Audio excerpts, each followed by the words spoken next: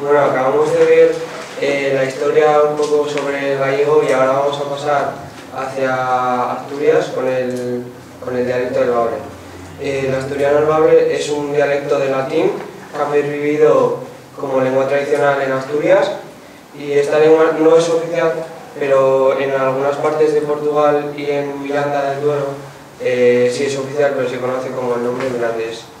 El Bable viene de la familia de las lenguas indoeuropeas y tiene un alfabeto latino. Y Asturias se divide en tres tipos de Bable, que se llama el Bable occidental, central y oriental. Bueno, en las Torreones los asturianos consideran el asturiano como lengua específica y concreta de Asturias, pero luego poco a poco se fue extendiendo hacia León, Zamora y todo eso, y se mezclaron el león, el mirandés y el asturiano, formando un idioma que se llama asturleonés. Entonces conocemos, como hemos dicho antes, el Bable occidental, central y oriental, pues también existe el asturleonés occidental, central y oriental. Ahora pasamos a la discriminación. El Bable no ha tenido una historia fácil en la historia, pero últimamente esta situación ha ido mejorando gracias a que la gente intenta hablarlo más y así.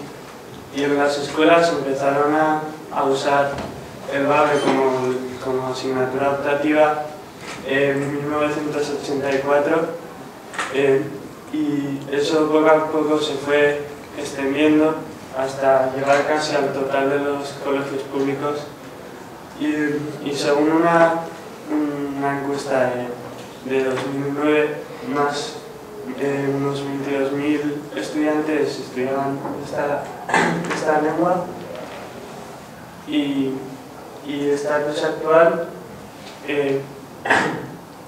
hoy en día no es oficial, pero goza de una protección. En 1998 se aprobó la Ley de Promoción y Uso del Bable, y en 2005 se aprobó el plan de normalización del Bable con la finalidad de que la gente lo hablara más. Y ahora vamos a dar un salto del mar Cantábrico al mar Mediterráneo y van a presentar mis compañeros el catalán.